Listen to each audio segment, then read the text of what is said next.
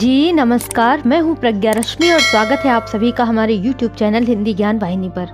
मुंशी प्रेमचंद की सर्वश्रेष्ठ कहानियों की श्रृंखला में आज हम लेकर के आए हैं उनकी अगली कहानी आप बीती। इससे पहले की कहानी अगर आपने नहीं सुनी है या सुनना चाहते हैं तो आप हमारे YouTube चैनल के लिंक पर जाएं और वहां पर मुंशी प्रेमचंद की कहानियां नाम से प्लेलिस्ट सेव है। आप वहां पर जा करके सारी कहानियां सुन सकते हैं। तो आइए सुनते हैं आज की कहानी आप बीती। यह कहानी मुंशी प्रेमचंद जी की आत्मकथात्मक शैली में लिखी गई है, यानी कि उनके ऊपर एक ऐसी घटना ने काफी प्रभाव डाला जिसको उन्होंने लिख डाला। तो आइए सुनते हैं कहानी आप बीती। प्रायः अधिकांश साहित्य सेवियों के जीवन में एक ऐसा समय आता है जब पाठक गण उनके पास श्रद्धापूर्ण पत्र भेजने लगते हैं। कोई उनकी रचना शैली की प्रशंसा करता है, कोई उनके सद्विचारों पर मुग्ध हो जाता है। लेखक को भी कुछ दिनों से यह सौभाग्य प्राप्त है। ऐसे पत्रों को पढ़कर उसका हृदय कितना गदगद हो जाता है, इसे किसी साहित्य सेवी से ही पूछना चाहिए। अपने फटे कंबल पर बैठा हुआ वह गर्व और आत्मगौरव की लहरों में डूब जाता है। भूल जाता है कि रात को गीली लकड़ी से भोजन पकाने के कारण सिर में कितना दर्द हो रहा था। खटमलों और मच्छरों ने रात भर कैसे नींद हराम कर दी थी।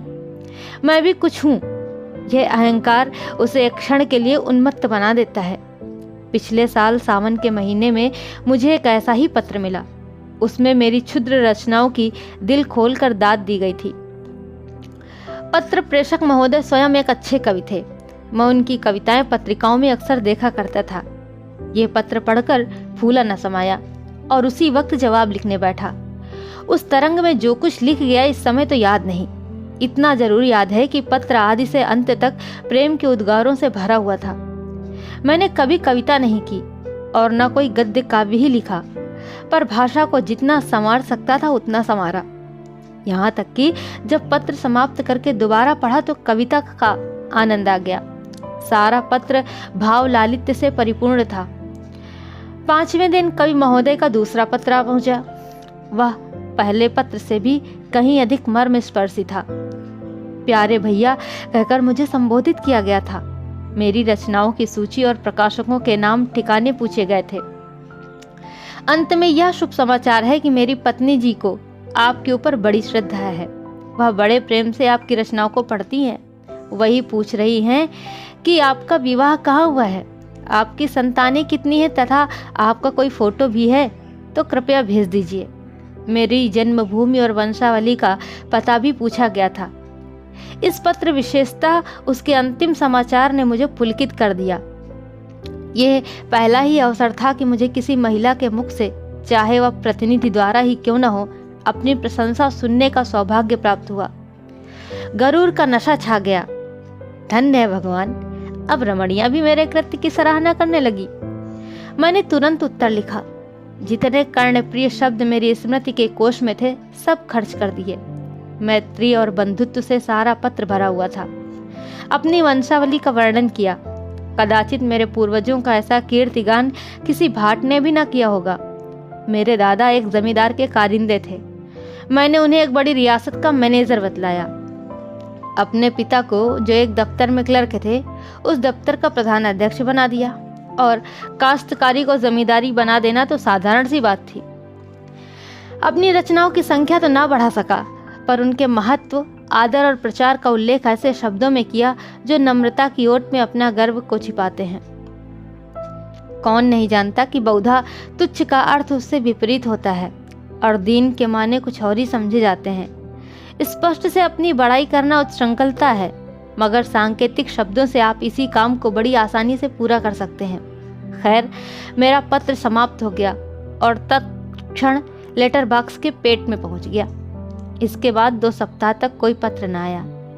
मैंने उस पत्र में अपनी गृहिणी की ओर से भी 2-4 समयोचित बातें लिख दी थी। आशा थी घनिष्ठता और भी घनिष्ठ होगी। कहीं कविता में मेरी प्रशंसा हो जाए तो क्या पूछना, फिर तो साहित्य संसार में मैं नजर आऊं।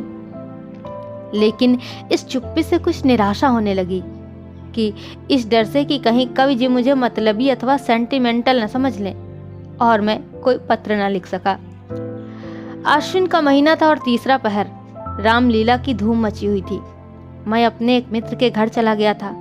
ताश की बाजी हो रही थी कि सहसा एक महाशय मेरा नाम पूछते हुए आए और मेरे पास की कुर्सी पर बैठ गए। मेरा उनसे कभी का परिचय न था। सोच रहा था ये आदमी कौन है और यहाँ कैसे आया। यार लोग उन महाशय की ओर देखकर आपस में इशारेबाजियां कर रहे थे। उनके आकार प्रकार में कुछ नवीनता अवश्य थी।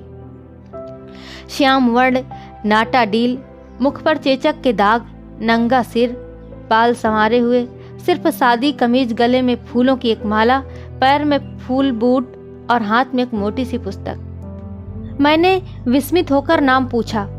उत्तर मिला, मुझे उमापति नारायण कहते हैं। मैं उठकर उनके गले से लिपट गया।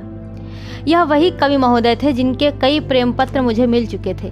कुशल समाचार पूछा, पान इलायची से खातिर की। फिर पूछा आपका आना कैसे हुआ। उन्होंने कहा मकान पर चलिए तो सब वृतांत कहूँगा।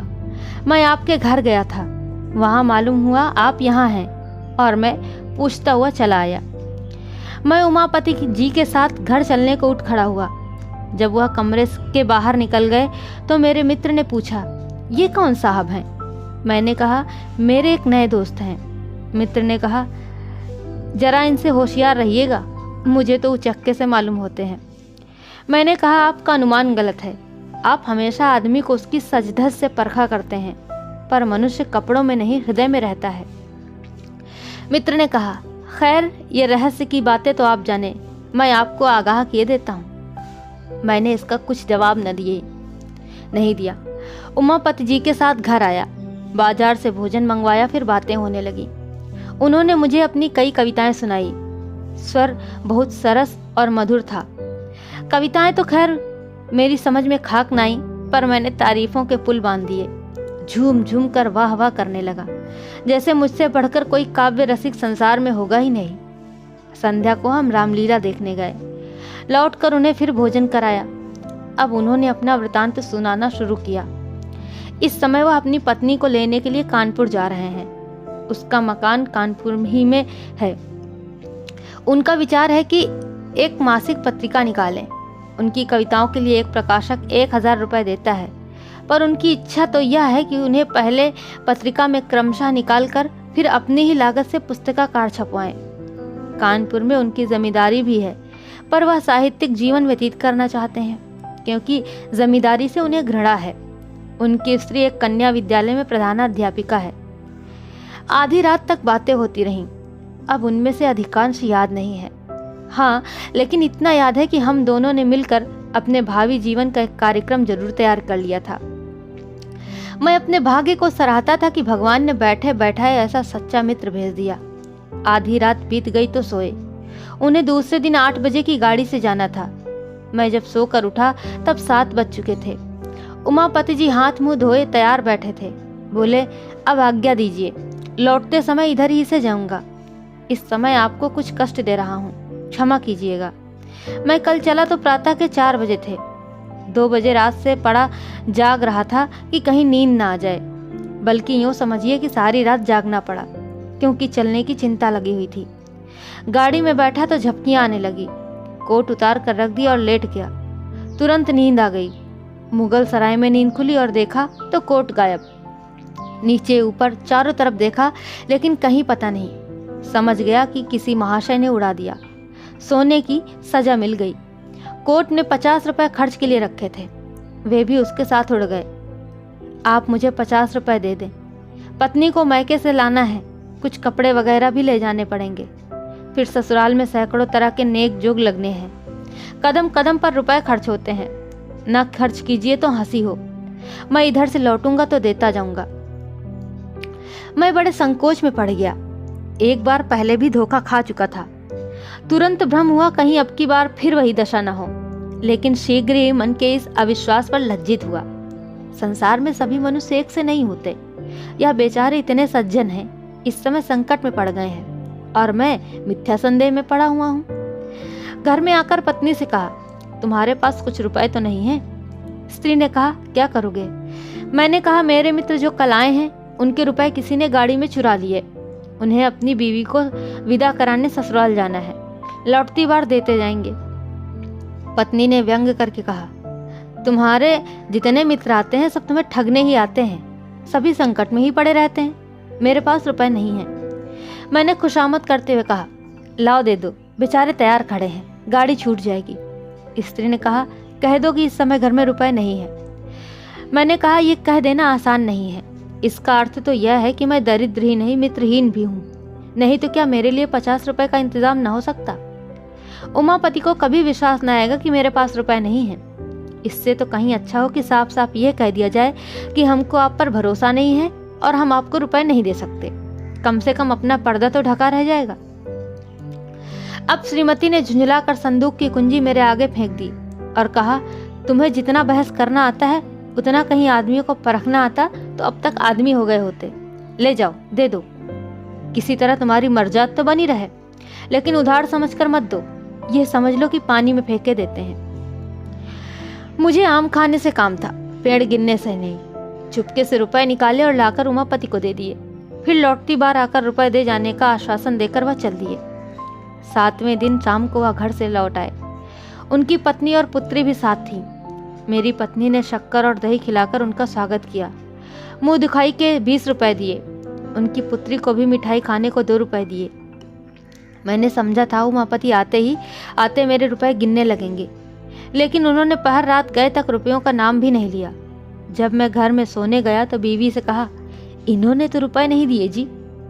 पत्नी ने व्यंग से हंसकर कहा, तो क्या सचमुच तुम्हें आशा थी कि वह आते तुम्हारे हाथ में रुपए रख देंगे? मैंने तो तुमसे पहले ही कह दिया था कि फिर पाने की आशा से रुपए मत दो।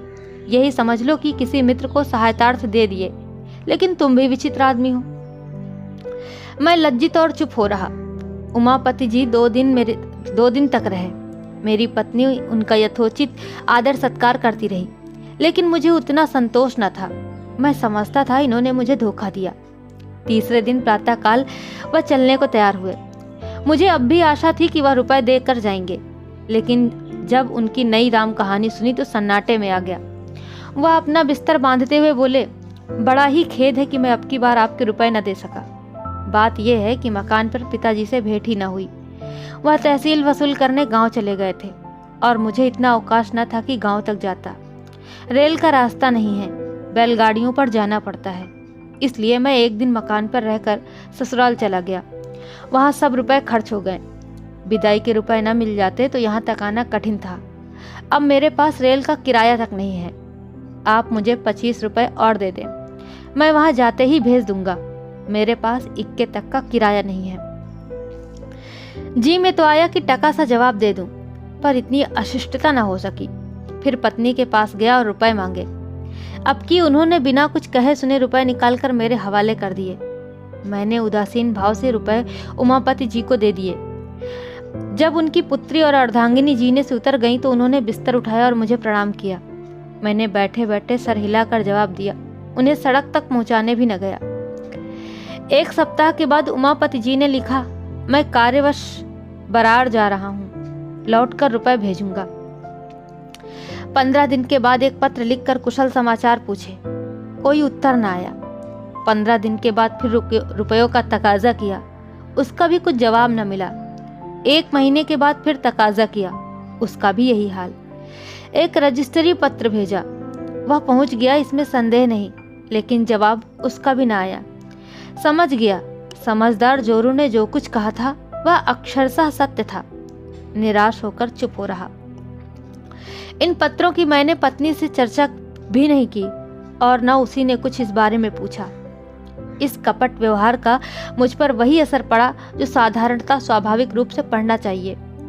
कोई ऊंची और पवित्र आत्मा इस छल पर भी अटल रह सकती थी। उसे यह समझकर संतोष हो सकता था कि मैंने अपने कर्तव्य को पूरा कर दिया। यदि ऋणी ने ऋण नहीं चुकाया तो मेरा क्या अपराध है? पर मैं इतना उदार नहीं हूँ। यहाँ तो महीनों सिर खपाता हूँ, कलम घिसता हूँ, तब जाकर नगद नारायण के दर्शन होते हैं। इसी महीने की बात है, मेरे यंत्रालय में एक नया कंपोजिटर बिहार प्रांत से आया। काम में चतुर जान पड़ता था। मैंने उसे 15 रुपए मासिक पर नौकर रख लिया। पहले किसी अंग्रेजी स्कूल में पढ़ता था। असहयोग के कारण पढ़ना छोड़ बैठा था। घर वालों ने किसी प्रकार की सहायता देने से इनकार किया। विवश होकर उसने जीविका के लिए यह पेशा अख्तियार कर लिया। कोई 17-18 वर्ष की उम्र थी। स्वभाव में गंभीरता थी, बातचीत बहुत सलीके से करता था। यहाँ आने के तीसरे दिन बुखार आने लगा। 2-4 दिन तो ज्यों त्यों करके काटे, लेकिन जब बुखार ना छूटा तो घबरा गया। घर की याद आई, और कुछ ना सही घर वाले क्या दवा दर्पण भी ना करेंगे। मेरे पास आकर बोला, महाशय मैं बीमार हो गया हूँ, आप कुछ रुपए दे दें तो घर चला जाऊं, वहां जाते ही रुपयों का प्रबंध करके भेज दूंगा। वह वास्तव में बीमार था। मैं उससे भली भांति परिचित था, यह भी जानता था कि यहाँ रहकर वह कभी स्वास्थ्य लाभ नहीं कर सकता। उसे सचमुच सहायता की जरूरत थी, पर मुझे शंका हुई कि कहीं यह भी रुपए हजम न कर जाए। जब एक विचारशील सुयोग्य विद्वान पुरुष धोखा दे सकता है, तो ऐसे अर्ध शिक्षित नवयुवक से कैसे यह आशा की जाए कि वह अपने वचन का पालन करेगा। मैं कई मिनट तक घोर संकट में पड़ा रहा। अंत में बोला, भाई मुझे तुम्हारी दशा पर बहुत दुख है, मगर मैं इस समय कुछ न कर सकूंगा। बिल्कुल खाली हाथ हूं, खेद है। यह कोरा जवाब सुनकर उसकी आंखों से आंसू गिरने लगे। वह बोला, आप चाहे तो कुछ न कुछ प्रबंध अवश्य कर सकते हैं, मैं जाते ही आपके रुपए भेज दूंगा। मैंने दिल में कहा, यहाँ तुम्हारी नीयत साफ है, लेकिन घर पहुंचकर भी यही नीयत रहेगी, इसका क्या प्रमाण है। नीयत साफ रहने पर भी मेरे रुपए दे सकोगे या नहीं, यह कौन जाने। कम से कम तुमसे वसूल करने का मेरे पास कोई साधन नहीं है। प्रकट में फिर होकर मैंने कहा, इसमें मुझे कोई संदेह नहीं है, लेकिन खेद यह है कि मेरे पास रुपए नहीं है। हाँ, तुम्हारी जितनी तनख्वाह निकलती हो वह ले सकते हो। उसने कुछ जवाब नहीं दिया। किंग कर्तव्य विमूढ़ की तरह एक बार आकाश की ओर देखा और चला गया। मेरे हृदय में कठिन वेदना हुई, अपनी स्वार्थपरता पर ग्लानि भी हुई, पर अंत को मैंने जो निश्चय किया था उसी पर स्थिर रहा। इस विचार से मन को संतोष हो गया कि मैं ऐसा कहाँ का धनी हूँ जो यूं ही रुपए पानी में फेंकता फिरूं। यह है उस कपट का परिणाम जो मेरे कवि मित्र ने मेरे साथ किया। मालूम नहीं आगे चलकर इस निर्बलता का क्या कुफल निकलता, पर सौभाग्य से उसकी नौबत न आई। ईश्वर को मुझे इस अपयश से बचाना मंजूर था। जब वह आंखों में आंसू भरे मेरे पास से चला तो कार्यालय के एक क्लर्क पंडित पृथ्वीनाथ से उसकी भेंट हो गई। पंडित जी ने उससे हाल पूछा। पूरा वृतांत सुन लेने पर बिना किसी आगा पीछा के उन्होंने 15 रुपए निकाल कर उसे दे दिए। ये रुपए उन्हें कार्यालय के मुनीम से उधार लेने पड़े। मुझे यह हाल मालूम हुआ तो हृदय के ऊपर से एक बोझ सा उतर गया। अब वह बेचारा मजे से अपने घर पहुंच जाएगा, यह संतोष मुफ्त ही में प्राप्त हो गया। और कुछ अपनी नीचता पर लज्जा भी आई। मैं लंबे लंबे लेखों में दया, मनुष्यता और सद्व्यवहार का उपदेश दिया करता था, पर अवसर पड़ने पर साफ जान बचाकर निकल गया। और यह बेचारा क्लर्क जो मेरे लेखों का भक्त था, इतना उदार और दयाशील निकला। गुरु गुड़ ही रहे, चेला शक्कर हो गए। खैर, उसमें भी एक व्यंग्यपूर्ण संतोष था कि मेरे उपदेशों का असर मुझ पर न हुआ ना सही, दूसरों पर तो हुआ। चिराग के तले अंधेरा रहा तो क्या हुआ, उसका प्रकाश तो फैल रहा है। पर कहीं बेचारे को रुपए न मिले, और शायद ही मिले इसकी बहुत कम आशा है, तब तो खूब छकेंगे। हजरत को आड़े हाथों लूंगा। किंतु मेरी यह अभिलाषा न पूरी हुई। 5वें दिन रुपए आ गए।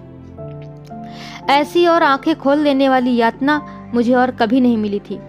खैरियत यही थी कि मैंने इस घटना की चर्चा स्त्री से नहीं की थी, नहीं तो मुझे घर में रहना भी मुश्किल हो जाता। उपर्युक्त वृतांत लिखकर मैंने एक पत्रिका में भेज दिया। मेरा उद्देश्य केवल यह था कि जनता के सामने कपट व्यवहार के कुपरिणाम का एक दृश्य रखूं। मुझे स्वप्न में भी आशा न थी कि कोई प्रत्यक्ष फल निकलेगा। इसी से जब चौथे दिन अनायास मेरे पास 75 रुपए का मनी ऑर्डर पहुंचा तो मेरे आनंद की सीमा न रही। प्रेषक वही थे, महाशय उमापति। कूपन पर केवल क्षमा लिखा हुआ था। मैंने रुपए ले जाकर पत्नी के हाथों में रख दिया और कूपन दिखलाया। उसने अनमने भाव से कहा, इन्हें ले जाकर यत्न से अपने संदूक में रखो। तुम ऐसे लोभी प्रकृति के मनुष्य हो, यह मुझे आज ज्ञात हुआ। थोड़े से रुपयों के लिए किसी के पीछे पंजे झाड़कर पड़ जाना सज्जनता तो नहीं है। जब कोई शिक्षित और विनयशील मनुष्य अपने वचन का पालन न करे तो यही समझना चाहिए कि वह विवश है। विवश मनुष्य को बार बार तकाजों से लज्जित करना भलमनसी नहीं है। कोई मनुष्य जिसका सर्वथा नैतिक पतन नहीं हो गया है, यथाशक्ति किसी को धोखा नहीं देता। इन रुपयों को मैं तब तक अपने पास नहीं रखूंगी जब तक उमापति का कोई पत्र नहीं आ जाएगा कि क्यों रुपए भेजने में इतना विलंब हुआ। पर इस समय मैं ऐसी उदार बातें सुनने को तैयार न था। मुझे डूबा हुआ धन मिल गया, इसकी खुशी से मैं फूला नहीं समाता था।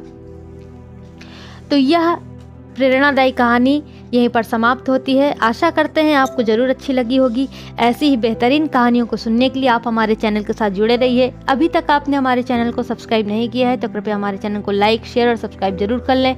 बेल आइकन को प्रेस करना बिल्कुल ना भूलें, जिससे कि आपको बेहतरीन कहानियाँ समय पर और सबसे पहले मिल सकें। बहुत बहुत धन्यवाद। नमस्कार।